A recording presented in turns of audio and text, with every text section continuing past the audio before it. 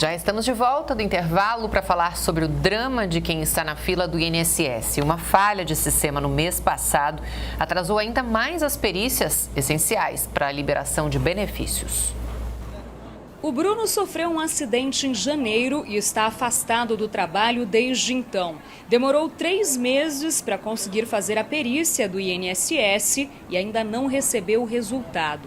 Enquanto isso, nada do salário. Já faz 17 dias e até agora nada. Eles falam para mim entrar no aplicativo, mas eu entro no aplicativo e até agora não tenho resposta nenhuma. De acordo com o último dado divulgado pela Previdência Social, em fevereiro, mais de 1.200.000 pessoas esperavam na fila do INSS. A maior parte aguardava a perícia. O procedimento é essencial para a liberação de benefícios, como o auxílio-doença, aposentadoria por invalidez e prestação continuada, concedido a pessoas com deficiência. Em março, os 3 sistemas usados pelos peritos do INSS para fazer a análise, todos administrados pelo Dataprev, ficaram temporariamente fora do ar, o que impactou ainda mais a fila. Então foi um impacto importante, porque impactou sim as perícias que estavam agendadas naquela manhã do dia 10 de março. No momento, os sistemas estão operando absolutamente dentro dos padrões. Mas especialistas alegam que continuam instáveis, o que provoca atrasos. Tem atrapalhado bastante a economia do segurado, da segurada. Isso acaba comprometendo o orçamento familiar, pode até mesmo comprometer o tratamento, da sua saúde. Atualmente, o tempo de espera para a perícia é de 60 dias, segundo o governo. Número acima da média, que é de 45 dias. Mas tem muita gente, como a Rosângela, esperando há meses. Eu achei que seria mais fácil por ser um aplicativo, mas é mentira. Sempre com problema, né? Difícil quem não tenha presenciado uma cena assim. Garçons fazendo coreografias em restaurantes ou então vídeos engraçados com vendedores de lojas. Mas essa prática tão comum pode não ser tão bem aceita assim. Recentemente, a Justiça do Trabalho condenou uma loja de imóveis a indenizar uma ex-funcionária por forçá-la a gravar vídeos com dancinhas para uma rede social. Na decisão, o juiz considerou que a exposição causou sofrimento e angústia. Para saber quais os limites nessa relação entre empregado e empregador quando o assunto é exposição em redes sociais, nós conversamos agora com a advogada Kelly Andrade. Muito boa tarde, seja bem-vinda. Bem-vinda. Boa tarde, obrigada por cá, Andressa. Andressa, abre essa nossa conversa. Vamos lá, então qual é esse limite, A pessoa pode se dispor a fazer essas dancinhas em redes sociais para a empresa, fazendo uma propaganda ali, ou não pode, ou ela tem que ser, tem que ter uma previsão em contrato? Explica pra gente. Perfeito. Bom, primeiramente é preciso esclarecer que a prática de usar a imagem do funcionário, ela é lícita, então não é ilegal. Então é comum, é algo que realmente pode ser feito, mas, como vocês disseram, tem limites. Então temos que entender quais são os limites para o uso da imagem dos empregados. Bom, o primeiro limite é o limite comercial.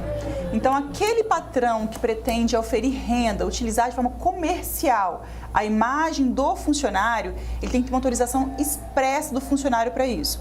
Isso tem que estar previsto no contrato de trabalho e, de preferência, ter um termo de cessão do uso da imagem assinado pelo funcionário. O outro limite é o limite à honra, do respeito à honra do funcionário. Nesse julgamento de Minas Gerais, em que a empresa foi condenada a indenizar uma funcionária, ali foi extrapolado o limite da honra. Houve um desrespeito a ela, ela foi submetida a uma situação vexatória. E não pode haver nenhum tipo de situação desconfortável para o funcionário, dele fazer algo que ele não gostaria. Nesse caso, especificamente, ela tinha que fazer dancinhas com conotação sexual, com frase de duplo sentido, ela estava grávida também, então houve sim uma exposição, uma ofensa à honra da funcionária. Então os limites, resumidamente, são esses, o comercial e o da honra. E quando eu posso dizer não? Ou seja, quando é que o patrão, o empresário, o gerente chega e fala: olha, a gente vai fazer aqui uma dancinha para a gente colocar na rede social, mesmo que seja uma coisa improvisada, feita ali no celular por um deles e tal. Aí a pessoa fala assim: mas eu não gosto, eu não quero, não vou fazer. Quando é que isso pode acontecer por parte do empregado? O empregado pode dizer não sempre, Cacá. Ah, é? Porque é um direito previsto na Constituição Federal, no artigo 5º, inciso 10, e também no Código Civil, no artigo 20 do Código Civil. O direito à imagem é um direito personalíssimo, que não tem como negociar. Mas existem aquelas hipóteses em que essa função de fazer vídeos também, comercializar a sua imagem, voz ou nome, está prevista no contrato de trabalho e é uma função típica da sua atividade.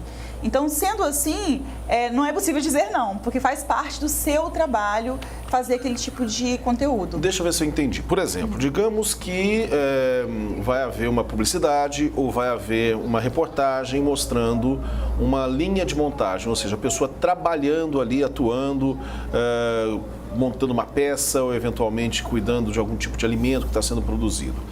Aí a empresa tem todo o direito de mostrar essa imagem, é isso? Perfeitamente. Nesse caso, sim. Para fins informativos, sim. Nenhum Internos problema. da empresa ou de forma externa também, mas seja informativo, pode sempre que precisar. Agora, para fins comerciais... Pois é, se for uma publicidade, daí teria limitação. Exatamente. Tem que ter o consentimento expresso por parte do empregado. Ok. É importante que haja essa previsão aí no contrato de trabalho ou no termo de cessão do uso da imagem também. A gente estava vendo agora imagens, né, de várias dancinhas que nós encontramos em redes sociais, de funcionários fazendo ali, uma professora que parece que é famosa no TikTok, enfim, eu não conheço, mas segundo o nosso editor de vídeo, sim, o Rafael separou ali pra gente, disse que já é famosa em dançar com os alunos, enfim. Então, assim, são muitos, são centenas, sei lá, milhares de vídeos mostrando as pessoas trabalhando e no meio do trabalho fazendo essa publicidade. E aí eu fico pensando que tem os dois lados, né? Tanto aquela empresa que se aproveita disso, quanto aquelas pessoas que param o trabalho para fazer as dancinhas. Aí elas também podem ser punidas, porque elas serão vistas nas redes sociais com a camisa da empresa, enfim. Sim, esse aí é o lado inverso. Exato. Né? Quando a empresa quer, né, esse é o interesse da empresa, tem que ter esse consentimento.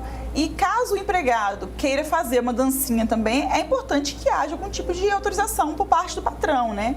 Que ele tem ali o poder dele diretivo, né, e de dirigir a empresa e a forma de trabalhar também do funcionário. Então é importante que haja, sim, uma autorização expressa por parte do patrão.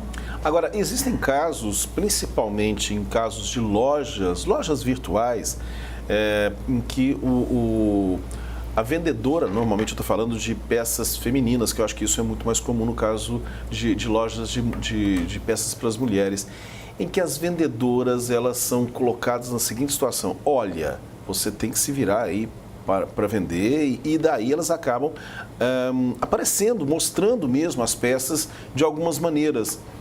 Isso está dentro desse jogo todo, ou seja, se eu entrego para a pessoa, por exemplo, a possibilidade, porque em muitos desses casos a pessoa acaba ganhando em cima da comissão, aliás, ganha uma comissão em cima daquilo que ela vende. E isso acaba sendo uma maneira de ela expor esse produto, que é estimulado pela empresa. Se ela concorda, tudo bem, daí ela, digamos, perde essa possibilidade de entrar na justiça, pedir direitos, etc. É assim? Tem que haver realmente um acordo, né? Por isso que há uma orientação de que sejam feitos contratos de trabalho prevendo essa situação que envolve as redes sociais. O contrato de trabalho pode, por exemplo, prever que vai haver um pagamento de um cachê adicional para o empregado que fizer esse serviço de usar a sua imagem, nome ou voz, né, em favor da empresa.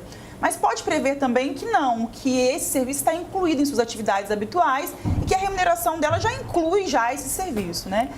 Os julgados têm sido no sentido de que tem que ter um prazo, inclusive, para vigência do uso do direito de imagem, que não é vitalício, né, para sempre, né? É importante estabelecer um prazo determinado de vigência para o uso da imagem. Ok. Que interessante. Obrigada, viu, pelas informações. Eu que agradeço. Intervalo, e na volta nós aproveitamos a Feira Capixaba de Petróleo, Gás e Energia, que acontece em Vitória, para saber mais sobre o desempenho do setor aqui no estado. Nós voltamos em instantes. Até já.